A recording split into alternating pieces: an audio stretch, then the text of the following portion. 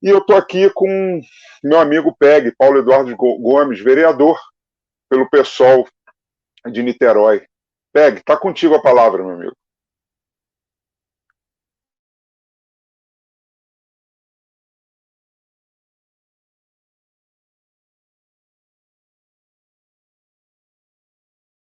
PEG, seu microfone está desligado. Seu microfone está desligado.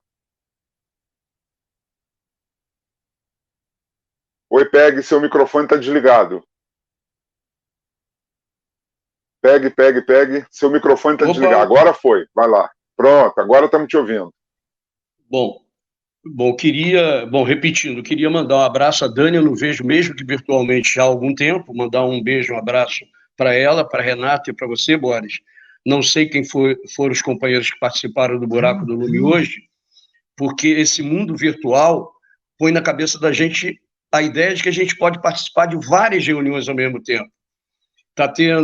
Começou às 10 horas da manhã uma reunião da Comissão de Educação da Alerj, coordenada pelo companheiro Flávio Serafini, e eu dividi meu tempo, ao mesmo tempo tinha uma reunião da Comissão de Educação aqui na Câmara para discutir a rendição do prefeito, a ideia de abertura das escolas já na segunda-feira, as escolas públicas. Então a gente vai se virando, como diz o Faustão, nos 30 para poder participar de vários ambientes. Eu queria, em primeiro lugar, dizer que é evidente que a Dani não pode falar nada. Aliás, o juiz só se coloca nos autos, e se ela antecipasse algum sentimento, mesmo que de coceira na garganta e vontade de falar, ela estaria dando aos nossos adversários de sempre o argumento que ela não tem condições de ser juíza nesse processo. Então, a Dani tem... Por mais que a gente, nem que seja por telepatia, sabe exatamente o que a Dani pensa a respeito desse processo, que nós todos pensamos a respeito desse processo. A DPF 635 tem como elemento, comentário rápido, até porque Niterói vivenciou essa ocupação no morro da Viradora, aqui em Niterói, criando um constrangimento enorme. A DPF que garantiu, pela definição do Supremo, definiu que as intervenções só poderiam acontecer com o conhecimento prévio do MP, mas cá entre nós, o que o MP está tendo de conhecimento prévio para que possa se posicionar ou não? O argumento da maior parte das autoridades policiais é que, se vier antecipadamente a público a notícia da intervenção, aí o crime vai saber, e o crime vai se preparar e nada vai dar certo. Mas nada vai dar certo para quem? O nosso interesse é que as coisas na vida deem certo para aqueles que são violentamente agredidos por essas intervenções militares. E são as pessoas que moram nas comunidades, e não nós, a maior parte de nós que mora no asfalto. Essa é uma outra discussão, e é evidente que o ambiente da pandemia dificulta muito mais as coisas, e nós, por exemplo, vivemos a contradição de estar na rua protestando e, ao mesmo tempo, evitando aglomerações. Mas é a vida, e nós temos que conviver com isso até que nós consigamos superar a inanição mental do presidente da República, que colocou nós todos nesse ambiente sem vacina, e todo mundo brigando por prioridade. Quando você começa a lutar por prioridade para todo mundo, na verdade, você não tem prioridade nenhuma no ambiente de escassez. Prioridade é exatamente no ambiente de escassez você definir o que é importante ou não. Em relação à SEDAI, Dani, Renata e Boris, eu participei, assisti a posse do novo presidente, que é inclusive um juiz aqui de Niterói, do novo presidente da Associação da Associação da Magistratura do Estado do Rio de Janeiro, que foi aí no Rio. E estava presente, ainda cheio de moral, estava presente o governador, o agora sendo processado, o governador Wilson Witzel. E, num determinado momento, ele fez menção à SEDAI e manifestando um determinado orgulho, ele disse o seguinte, Boris: olha, as pessoas estão preocupadas com o processo de privatização da SEDAI, mas as pessoas não devem ficar preocupadas, porque o Estado vai continuar controlando uma parte importante da SEDAI. O Estado vai continuar coletando a água poluída, tratando a água poluída, e aí sim, como se fosse uma questão menor, nós vamos entregar à iniciativa privada a distribuição da água despoluída e tratada pela SEDAI. Em outras palavras, Boris, o governador estava se gabando do Estado ficar com o osso, que é tratar água poluída, né? Não estou falando nem das bactérias, tratar a água poluída, um investimento enorme para, depois que a água estiver limpa e cristalina, e nem sempre está, ele entrega alguém com financiamento público, inclusive do BNDES, alguém para ganhar dinheiro com a distribuição. Aí é mole, né? Não, aí ele se orgulhava de que o Estado ficaria com a parte pesada, que é o tratamento de esgoto baseado uma central criada, alguns de nós que estavam nesse plenário nem eram nascidos, criado lá atrás pelo Carlos Lacerda. Guandu não é uma obra da modernidade. Guandu é uma obra do Carlos Lacerda quando nós ainda éramos, nem pensávamos, Boris, em sermos militantes. Mas é uma obra que estrutura e que dá conta, com toda a precariedade e todo o sucateamento que se pretende impor a ela para caracterizá-la como um peso para o Estado e entregá-la à iniciativa privada, é Guandu e é a SEDAI, criada lá atrás, que faz com que ainda nós tenhamos alguma coisa minimamente decente. E é evidente que essa é uma disputa ideológica. Foi durante a privatização da Vale do Rio Doce, a disputa ideológica, e nós, infelizmente, acumulamos derrotas, disputa ideológica na privatização das telecomunicações, e nós estamos lutando para não perdermos a guerra ideológica na disputa contra a privatização da SEDAI e contra a privatização da Eletrobras, porque entregar o controle do regime de águas de um país continental como o Brasil é de uma irresponsabilidade. Inclusive, aquele que é o centro do capitalismo internacional faz isso com a energia elétrica. A energia elétrica nos Estados Unidos, ela é criada, gerada e distribuída pela iniciativa privada, mas vai dar uma olhada na agência que controla e o rigor das agências controladoras que existem nos Estados Unidos, tanto para energia elétrica quanto telecomunicações, que não permite que nenhum estrangeiro esteja na gerência do regime de águas, que é gerador de energia elétrica nos Estados Unidos, por exemplo. Na Alemanha, na Europa, nem se fala. Agora, eu gostaria de mencionar o embate do momento.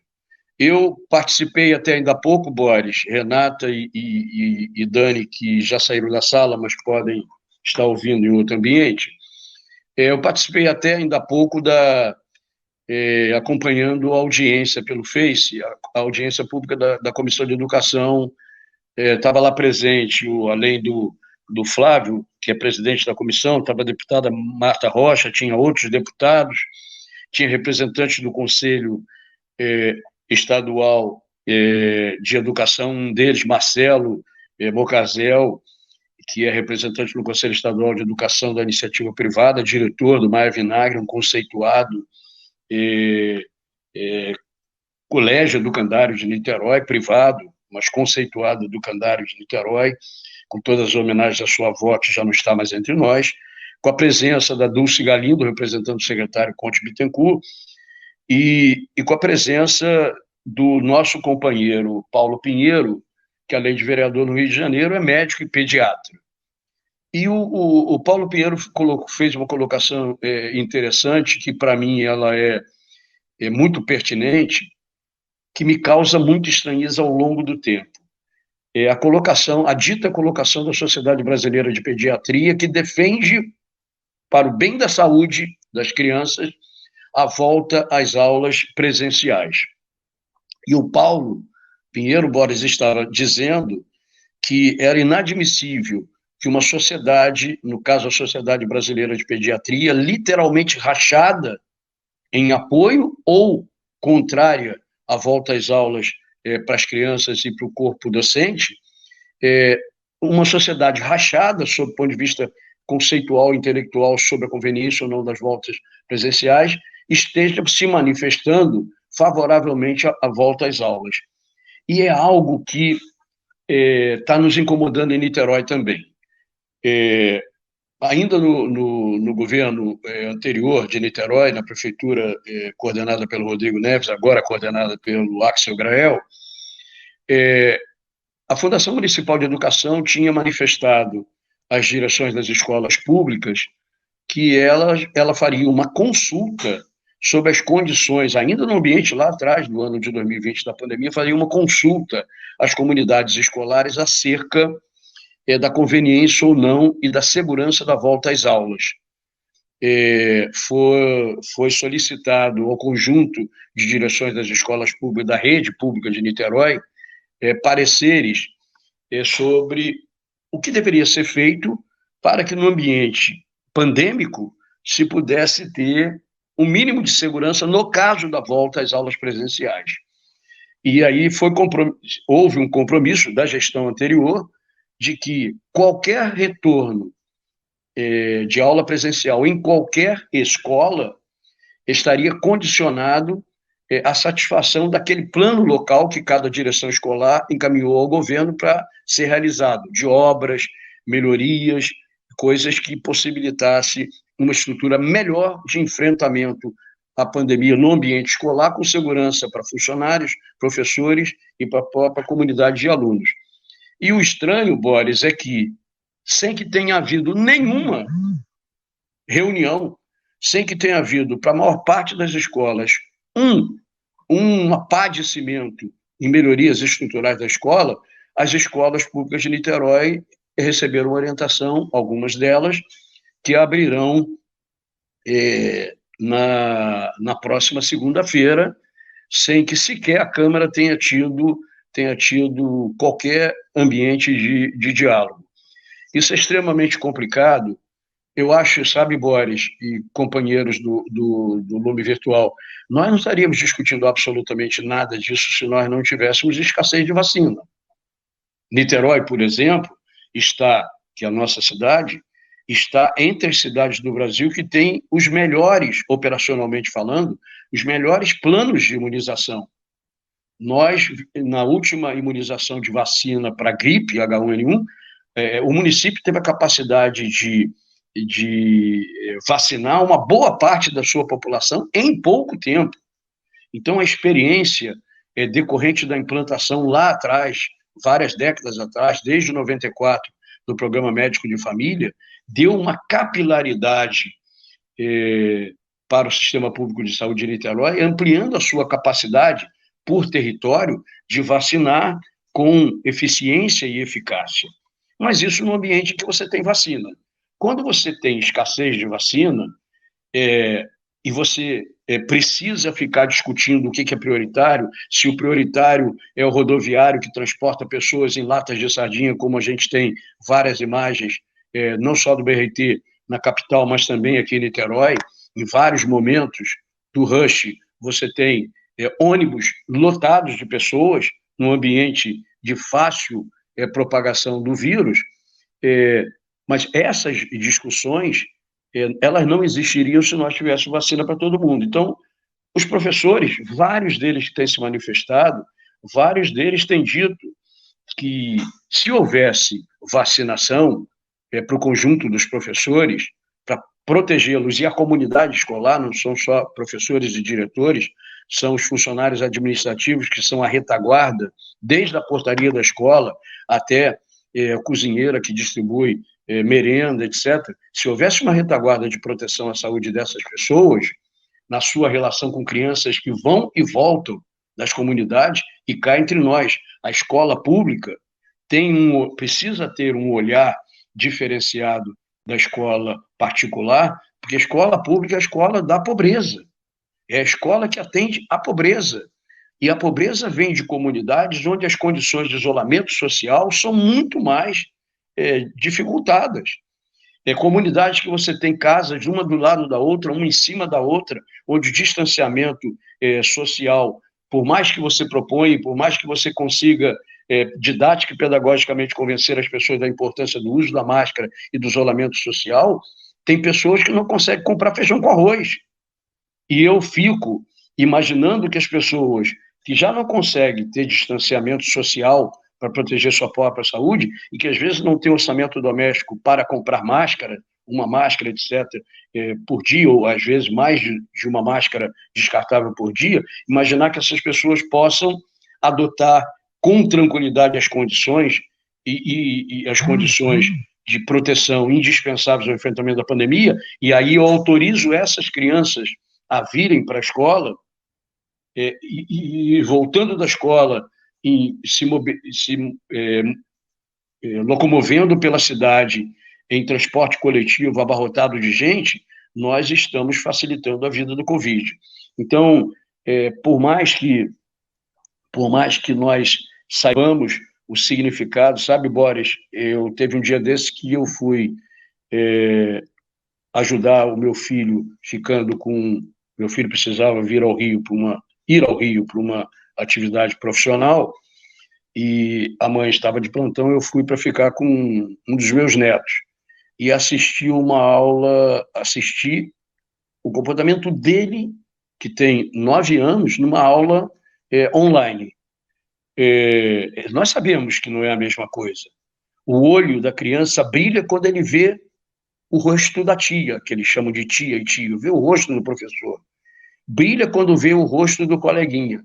Mas na hora que aparece na frente deles um quadro negro, alguma coisa, não existe atenção, não existe troca. Então nós sabemos o que significa socialmente o convívio no ambiente escolar, nós que já passamos pela escola, jardim de infância, no nosso tempo, lembra, Boris? Era jardim de infância, ginásio científico ou clássico, depois você vai já e com uma certa idade você vai para a universidade, a gente sabe o que significa o convívio social na vida da gente. E é evidente que tem importância para a criança. Mas se o direito, a educação é um direito fundamental, antes dele, nós queremos proteger o direito à saúde e à vida, sem o que não haverá educação para quem ocupar cavas e covas nos cemitérios da cidade. Então, eu acho que durante muito tempo nós vamos conviver com um governo absolutamente medíocre, tosco.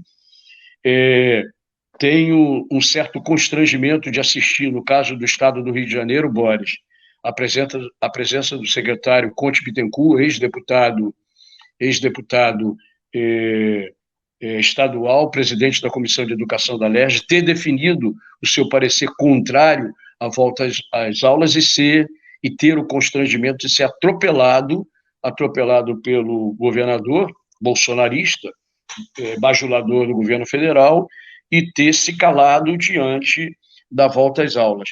Tá aí acabou de entrar o companheiro Paulo Pinheiro, eu vou encerrar a minha intervenção para ouvir o meu xará, até porque uma parte da intervenção do Paulo durante a reunião da comissão, da audiência pública promovida lá pela Comissão de Educação da ALERJ, eu ouvi quietinho, participando e dividindo a minha atenção com uma outra reunião para discutir o mesmo assunto. Então, eu estou encerrando, querendo elogiar, além de quem fica nos bastidores, elogiar a tenacidade e a resiliência do Boris. É completamente diferente a gente estar no buraco físico, real, presencial do buraco do lume, e estar na frente aí de uma estante de livros, comandando e coordenando uma atividade que a gente, de teimoso, mantém. Tomara que nós saiamos da pandemia e possamos estar de novo nos abraçando, com ou sem máscara.